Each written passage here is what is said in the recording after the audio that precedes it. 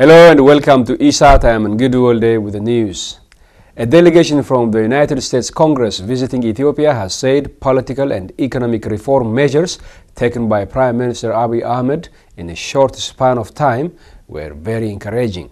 Congressman Chris Smith is in Ethiopia leading a delegation from the United States Congress to see the progress made in the country, especially after a reformist Prime Minister took office in April this year.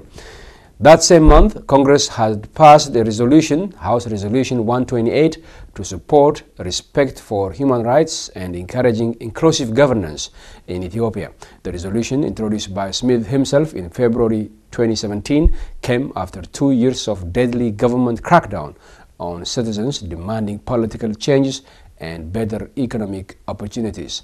Mr. Smith, who met Dr. Ahmed and other government officials, as well as representatives of civic, political, and religious groups in Addis Ababa, has said the fact that the new Prime Minister considers political opponents as partners in the process of building a better Ethiopia was highly commendable. Ethiopians deserve a world-class government. I think they have it. Our hope is that it will be maintained, the New Jersey congressman told a gaggle of reporters in Ethiopia's capital.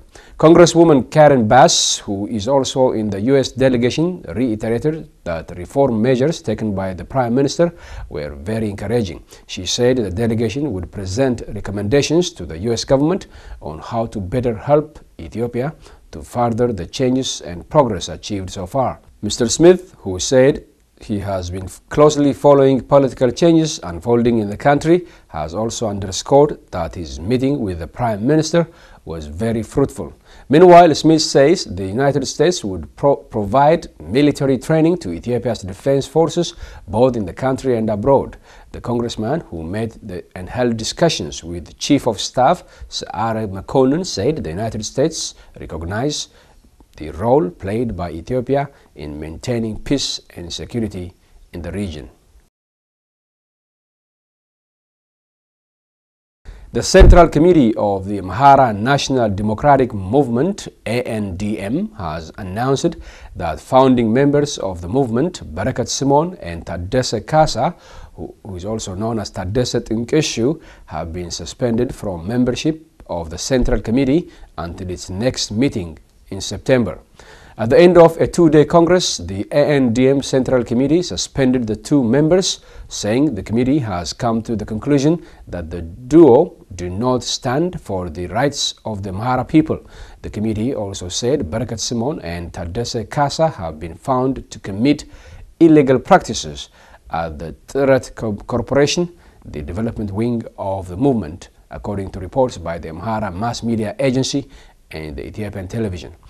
Barakat Simon was the right hand of the late dictator Meles Zenawi.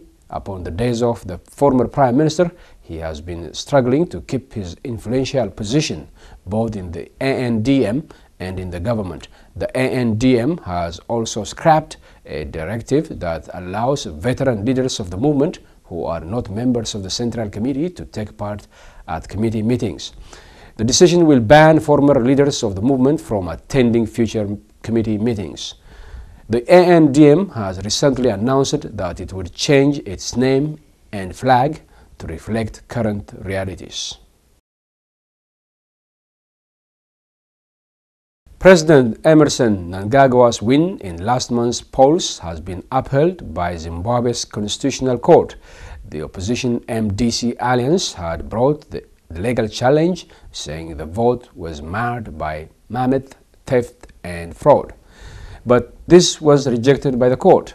Delivering the verdict, Chief Justice Luke Malamba called allegations of tampering bold and unsubstantiated.